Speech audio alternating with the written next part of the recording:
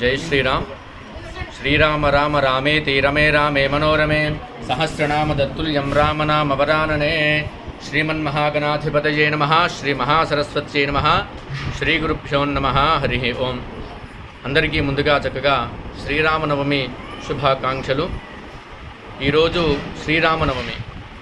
ఉగాది పూర్తయిపోయిన తర్వాతకి వచ్చేటువంటి 9వ రోజున నవమి తిథి నాడు వచ్చేటువంటి ఈ యొక్క చైత్రమాస శుద్ధ నవమి తిథి నాడు శ్రీరామనవమిగా మనం భావన చేస్తాము.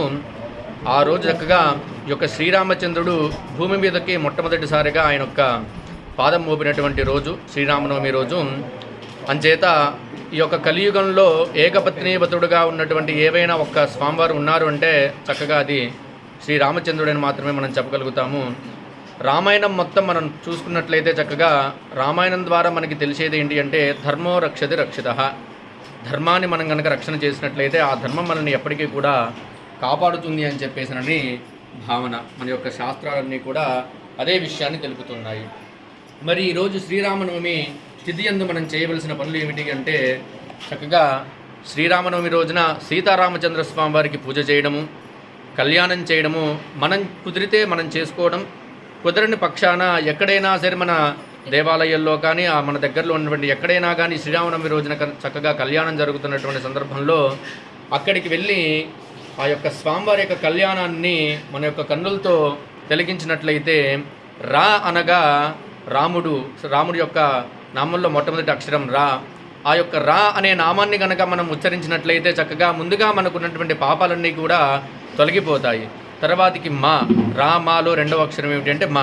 ఈ మా అనే అక్షరాన్ని కనుక మనం ఉచ్చరించినట్లయితే తొలగిపోయినటువంటి పాపాలు మరలా మన దగ్గరికి రాకుండా ఉంటాయి. అంటే రాముడి యొక్క నామంలో అంతటి విశిష్టత ఉంది.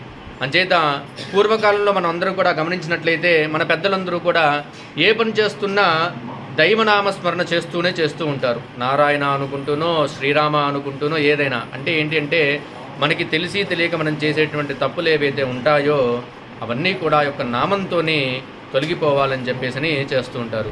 మరి ఈరోజు ఏం చేయాలి అంటే రాముడికి బాగా ప్రీతికరమైనటువంటి రోజు కనుక చక్కగా స్వామివారి కళ్యాణం చేసుకుంటూ మన చుట్టుపక్కల ఉన్న వాళ్ళందరితో కూడా మన బంధుమిత్రులందరితో కూడా సరదాగా ఆ యొక్క స్వామివారి నామస్మరణ చేస్తూ స్వామివారికి ఇష్టమైనటువంటి ఆహార పదార్థాలు పానకము, వడపప్పు, తర్వాతకి చక్కెర, బెల్లము ఇలాంటి వీటన్నిటితో చేసినటువంటి పదార్థాలు కనుక ఆయనకి ఇష్టమైనటువంటి చక్కెర పొంగలి, ఆయనకి ఇష్టమైన నైవేద్యాలు, పులిహోర, ఇటువంటి తదితర ఆహార పదార్థాలన్నీ కూడా ఆయనకి నివేదన చేసి తద్వారా ఆయన ద్వారా మనం స్వీకరించినట్లయితే మన శారీరకంగా అంతర్గతంగా ఉన్నటువంటి రోగాలన్నీ కూడా నశించిపోతాయి. ఎంచేత అంటే ఎటువంటి నైవేద్యాలు తీసుకొని వచ్చినా మీరు ఎక్కడైనా గమనించండి, చక్కగా స్వామివార్లకి నైవేద్యం పెట్టేటప్పుడు ఒక మంత్రాన్ని చదువుతూ ఉంటారు. ఏమని అంటే భూర్భువస్సువః తత్సవితుర్వరేణ్యం భర్గోదేవస్య ధీమహి ధియో యనః ప్రచోదయాత్.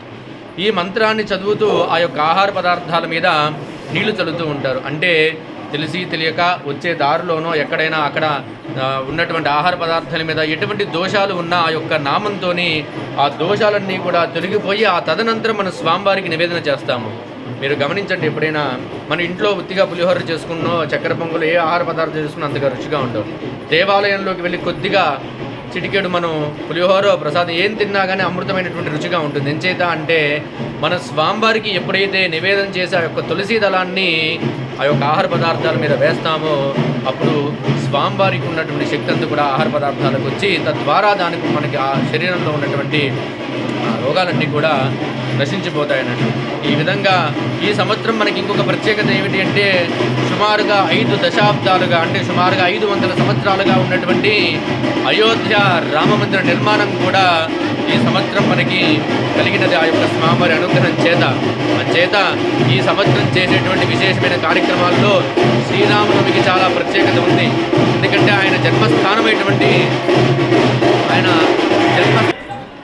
చేత చక్కగా ఈ సంవత్సరం అయోధ్యలో బాలరాముడి ప్రతిష్ఠ జరిగింది. మరి బాలరాముడు అని ఎందుకు అంటున్నారు అంటే అయోధ్యలో ఆయన పెరిగినటువంటి 7 సంవత్సరాలు మాత్రమే ఆయన అక్కడ ఉన్నాడు కాబట్టి అక్కడ బాలరాముడిని ప్రతిష్ఠించారు. మొన్న ప్రతిష్ఠ జరిగినప్పుడు అందరూ కూడా అదేంటి సీతామ్మవారు, లక్ష్మణుడు, ఆంజనేయుడు వీరెవ్వరూ లేకుండా ఓన్లీ కేవలం బాలరాముడిని ప్రతిష్ఠించారు అంటే అంచేత కారణం ఏమిటి అంటే ఆయన పెరిగింది 7 సంవత్సరాలు మాత్రమే అయోధ్యలో.